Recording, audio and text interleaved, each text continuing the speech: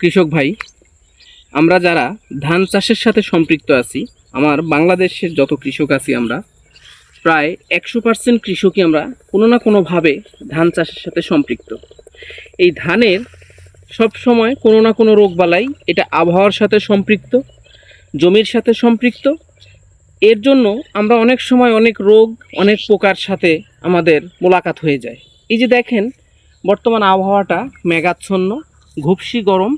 ঠিক এই সময় যাদের ধানগুলো আমাদের দুধ স্টেজে আছে, দেখেন এই সময় একটা রোগের প্রাদুর্ভাব দেখা দিতে পারে। যদি আপনি সঠিকভাবে পরিদর্শন করতে না পারেন জমিতে, তাহলে এই রোগটা কিন্তু মহামারী আকারে দেখা দিলে আপনি আকস্মিকভাবে ফলন ব্যাহত হবে, আপনি লসে পড়বেন। রোগটার পরিচিতি আমরা একটু দেখাই দেই। এই যে দেখেন, এটাকে বলা হয় ব্লাস্ট রোগ। এই যে দেখছেন, সাপের কলসের মতো হয়ে তার বডিতে ধরছে, কাণ্ডে ধরছে। একটা সময় যখন ধান চাল দেবে যাবে, দুধ স্টেজ অতিক্রম করবে, ঠিক তখন শীষের গোড়ায় গোড়ায় এই পচনটা ধরে ভেঙে ভেঙে পড়বে। তাই আশা রাখবো সঠিক পরিদর্শনের মাধ্যমে আপনার জমিতে এই রোগের স্থায়িত্ব যত কম রাখা যায়।